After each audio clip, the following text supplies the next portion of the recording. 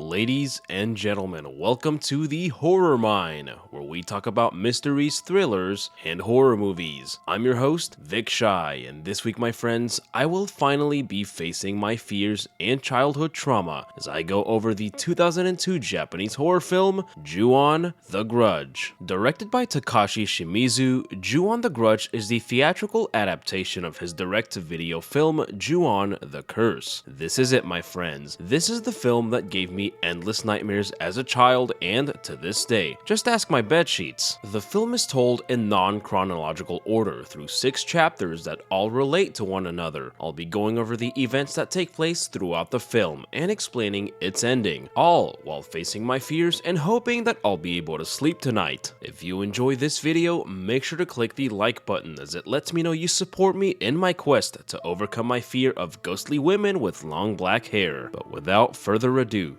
sit back and relax and join me as we explore the world of my childhood trauma in JU-ON the Grudge.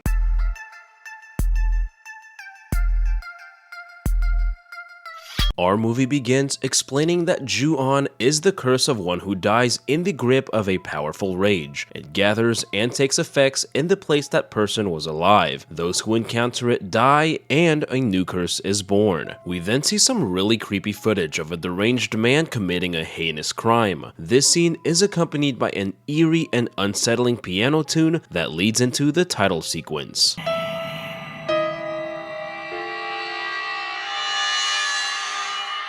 The first chapter is titled Rika and follows the story of our main character, volunteer social worker Rika Nishina. Rika is assigned to take care of an elderly woman because her regular social worker, Mr. Takahashi, is nowhere to be found. She arrives at the Tokunaga residence and gets an eerily strange feeling upon seeing the house.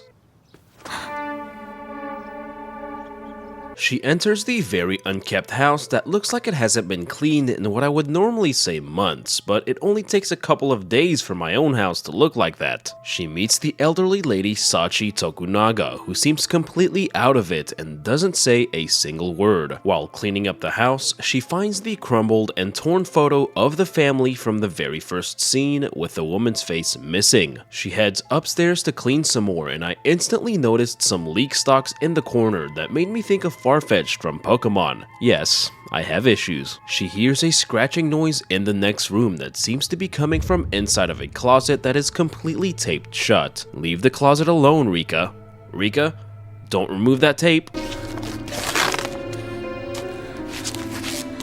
She opens the closet and finds a little boy holding a black cat. This is the same boy from the photo and reveals his name as Toshio. Sachi's daughter named Hitomi leaves a message on the house phone for Kazumi. This is an important message as it'll help us establish a time frame of the events happening later down the line. Rika hears Sachi talking in the other room, repeatedly saying, "I told Kazumi, I told her again and again." The black ghost of a woman suddenly appears over a terrified Sachi who covers her face in fear.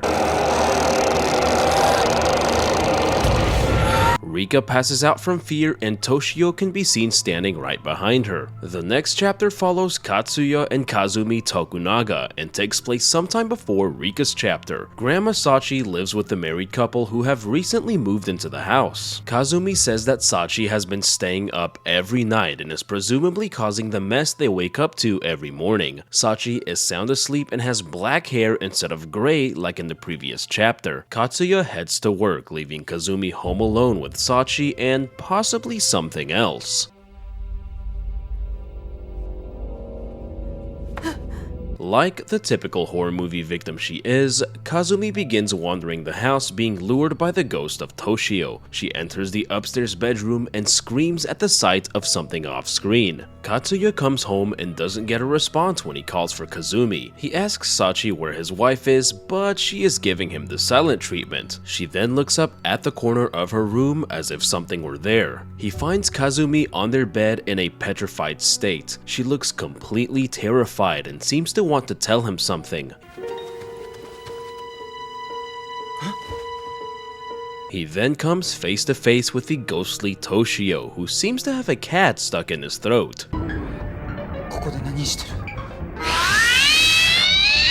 Kazumi suddenly begins gasping for air and seemingly dies out of nowhere. Katsuya starts to bite his nails, similar to the deranged man in the beginning of the film, and a darkness looms over him as he now appears possessed. His sister Hitomi arrives at the house and Katsuya carries his wife's dead body into another room. She finds her brother sitting on the stairs with a roll of duct tape in his hand. He tells Hitomi to leave as this isn't a very good time and begins whispering something.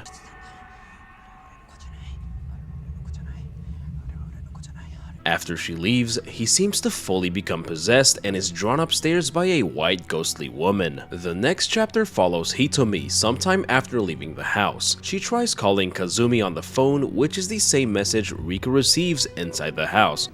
母さんの具合どうなんでしょうか。心配しているので、とりあえず一度連絡をください。 Showing these chapters are taking place simultaneously. Hitomi is now being stalked by the ghost from the house. She receives a call from Katsuya, only to hear the creepy croaking noise on the other end.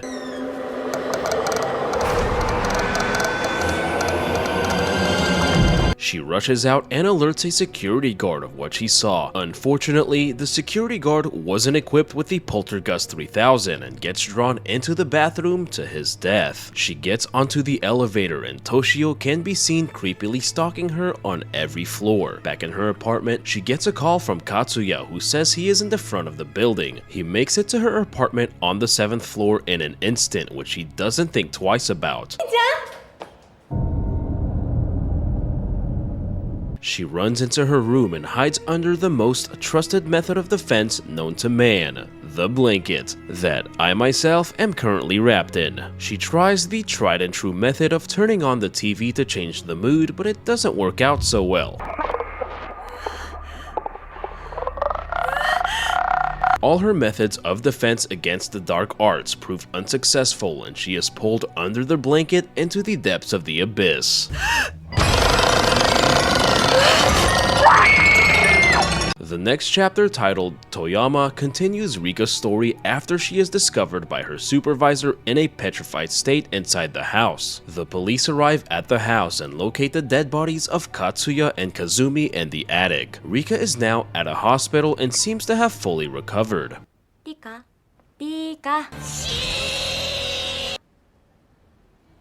She tries telling Detective Keiji about Toshio, but he tells her that the Tokunagas did not have a child. He discovers that all the families that lived in that house either all died or disappeared. He learns of a man named Takeo Saeki who murdered his wife Kayako, as seen in the film's very first scene. Kayako's brutal murder gave birth to the JU-ON curse and turned her into an onryo. Onryos are known in Japanese culture as a vengeful spirit who comes back to the world of the living to exact vengeance and address the wrongs they suffered in their lifetime. Takeo murdered Kayako because he discovered she was in love with another man. Toshio's body was never found and he is still considered missing according to police. The Saeki house became the place where the curse would manifest and all those who entered the house were doomed to suffer a horrible death at the hands of the onryo. We meet former detective Toyama, who was in charge of the Saeki murder investigation. Detective Igarashi needs his help as he is the only person left alive who was involved in the case, and thanks to you, probably not for much longer. The dead body of Rika's supervisor, Mr. Hirohashi, is discovered underneath a sink. Toyama is brought to the police station to review the camera footage of the security guard's mysterious death. We see that after the security guard is drawn inside the bathroom, the black ghost walks out into the hallway and past the camera. The ghost suddenly appears right in front of the camera and her eyes seem to be staring directly at a terrified Toyama. That night, we see that Rika is still being haunted by the ghosts of Kayako and Toshio in a terrifying scene that appeared to portray some type of sleep paralysis. Toyama heads to the cursed house and plans to burn it down. He is interrupted by what appears to be a vision of a separate moment in time that occurred in the house. He comes face to face with a student named Izumi, but it is unclear if she also sees him or not. He goes upstairs and sees 3 other students inside of the bedroom.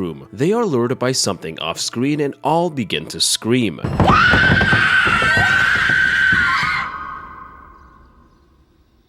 The film does a wonderful job in making it feel like time and space inside of the house is completely different. The ghost of Kayako suddenly appears and begins crawling her way towards Toyama. The pair of detectives enter the room and Toyama runs out of the house in fear. The detectives are completely petrified by Kayako's presence and are presumably killed off-screen. The next chapter follows the student seen in the previous chapter named Izumi. Izumi is revealed to be Mr. Toyama's daughter, and this chapter seems to take place years into the future as Izumi now appears much older. Mr. Toyama has passed away some time ago and is being mourned by his wife. While walking home from school, Izumi comes across a missing persons flyer for her three friends, Chiaki, Ayano, and Saori, who are all seen inside the house by Mr. Toyama. She arrives home and we hear a news broadcast which says that the dead body of Rika Nishina was found dead after being reported missing. Sometime later, her friends Chiharu and Miyuki pay her a visit at her home. They want to show Izumi her photos for the school's bulletin. They arrive at Izumi's apartment and are greeted by her creepy mom. As a matter of fact, no I'm not. Have a nice day. Izumi is looking just as crazy as her mom and has turned full-on conspiracy theorist on us. She says that the night Saori and her friends disappeared, they visited the old Saeki house that they knew was haunted. She says she felt something strange before even going into the house, possibly similar to what Rika felt. Izumi says she got scared and left the house before her friends, who went missing afterward. Izumi believes she is now being haunted by the trio and that they are coming for her. As they leave the apartment, Izumi's mother tells them she is behaving just like her father did before he died. They take a look at Izumi's pictures, all of which show her and her friends with their eyes blacked out. This shows that they were all marked for death upon entering the house. Izumi has a dream about her father where she confirms that she was in fact able to see him when they crossed paths inside the house.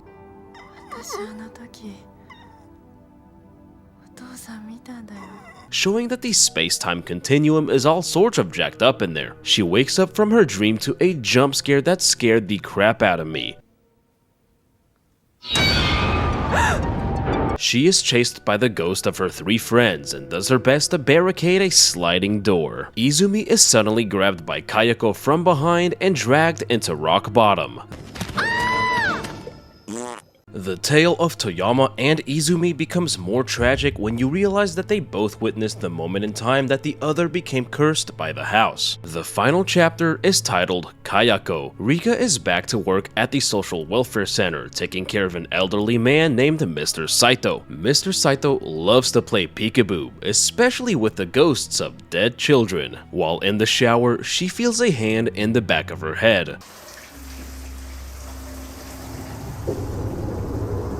This is the scene where I vowed never to close my eyes in the shower again, no matter how much shampoo got inside them. She goes out to lunch with her friend Mariko, who is a school teacher. She says that one of her students hasn't shown up to school even once, and she can't get in touch with the parents. Rika then gets spooked by Toshio, who was hiding underneath the table. That night, she has a nightmare where she is surrounded in bed by several black cats. She is woken up to a phone call from Mariko, who says that she is at the house of the boy who hasn't shown up to school. Rika hears a cat in the background and realizes that Mariko is talking about Toshio.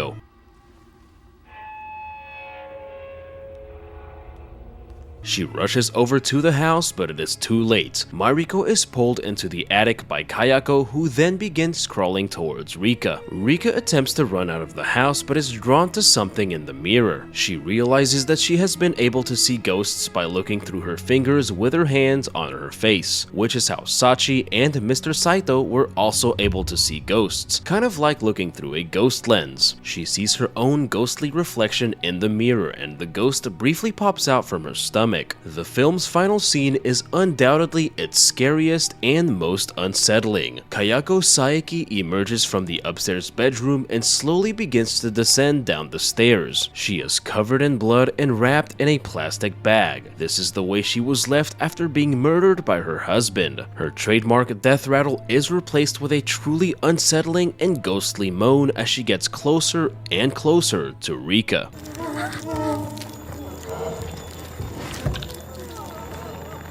In this film's eerie twist, Kayako briefly turns into a ghostly version of Rika. We see that the ghostly encounters throughout the film have been Rika all along, and that her vengeful spirit manifested into an Onryo even before her death. From the moment she stepped foot into the house, Rika was doomed to suffer the same fate as Kayako, and is killed by Takeo Saeki, possibly in the exact same way as his wife. The curse targeted anyone who entered the house without prejudice. I believe this represents that those who seek revenge are often blinded by it, and will stop at nothing to exact vengeance. This is why Rika, an innocent social worker simply trying to help, had her fate sealed the moment she entered the home. We then see the desolate streets of Tokyo filled with several missing persons flyers, showing that the curse spread like an uncontrollable virus and wiped out a large portion of the population. In the film's final scene, we see the dead body of Rika, now with much longer black hair and wrapped in a plastic bag just like Kayako. She opened her eyes and has now turned into an Onryo herself, as she was killed in the same fit of rage as Kayako. We briefly hear the iconic Grudge death rattle as the movie ends. And that, ladies and gentlemen, was JU-ON The Grudge. Is it over yet? Can I open my eyes now? As I previously stated, this is the film that gave me countless nightmares as a kid and to this day. While I recognize this isn't the scariest film out there, try telling that to 8-year-old me who thought he was in for the newest and coolest anime. Having revisited the film as an adult, I can truly appreciate JU-ON The Grudge as a modern Japanese horror movie classic. For its time, the scares in this film were executed brilliantly and are still very effective to this day. But my friends, as always, I hope you all enjoyed this video. Thank you all for tuning in, and I cannot wait to see y'all right back here in the horror mine. Y'all stick around. And also, happy Halloween.